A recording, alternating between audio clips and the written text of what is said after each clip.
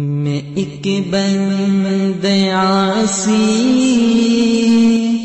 ہوں، خطا کار ہوں مولا۔ بسم اللہ الرحمن الرحیم۔ آج مسنون دعاؤں میں سے ہم تیسری نمبر جو دعا ہے وہ ہم پڑھیں گے۔ 40 مسنون دعائیں انشاءاللہ یاد کریں گے۔ 40 مسنون دعاؤں میں سے آج ہم تیسری نمبر کی دعا سیکھ رہے ہیں۔ اگر کسی کو آتا ہو تو فبہا، بہت اچھا۔ اگر کسی کو یہ دعا یاد نہ ہو تو اس کو یاد کر لے۔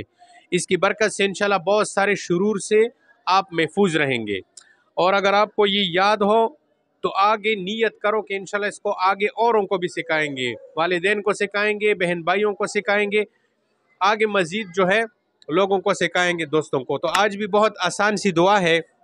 یہ دعا ہے بیت الخلاء سے، بیت الخلاء میں داخل ہونے سے پہلے کی دعا ہے کہ جب آپ بیت الخلاء جا رہے ہو تو اس سے پہلے آپ کون سی دعا پڑھو گے، تاکہ وہاں پہ جا کے جس قسم کی شرور وہاں پہ ہے، جس قسم کی تکلیف وہاں پہ جنات بندوں کو پہنچاتے ہیں، تو جو بھی کوئی اس دعا کو پڑھے گا اللہ تبارک و تعالی تو ان شیاطینوں سے اس کی حفاظت فرمائیں گے۔ اور یہ جو دعا ہے بیت الخلاء میں داخل ہونے سے پہلے کی دعا، یہ بھی جو ہے بخاری شریف کی حدیث کے اندر یہ دعا آئی ہوئی ہے، صحیح حدیث کے اندر یہ جو ہے دعا آئی ہوئی ہے، تو لہٰذا اس دعا کو سیکھنا چاہیے۔ سمجھ آ رہی ہے؟ اب پڑھو شاباش۔ بسم اللہ الرحمن الرحیم۔ بیت الخلاء میں داخل ہونے سے پہلے کی دعا۔ اللہم انی اعوذ بک من الخبث، ہاں با کے اوپر پیش ہے، بعض لوگ پڑھتے ہیں کہ خبث سے، خبث نہیں ہے، خبث، والخبائث،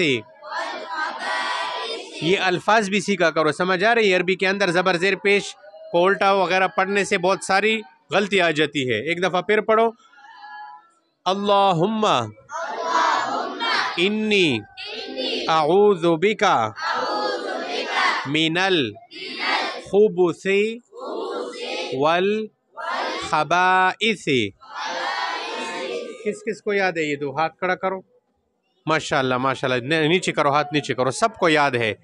تو اب اس کا جو ہے ترجمہ بھی سن لو شاباش۔ یا اللہ، میں آپ کی پناہ لیتا ہوں خبیث جنوں سے اور خبیث جنیوں سے، جن اور جنی، ان کے اندر جو خبیث قسم کے ہیں جو انسانوں کو تکلیف پہنچاتے ہیں، تو یہ ایسے گندی جگہوں میں رہتے ہیں۔ تو جو بندہ باتھ روم میں داخل ہونے سے پہلے اس دعا کو پڑھ لیتا ہے، اللہ پاک اس کی شر سے ان کو بچا لیتا ہے۔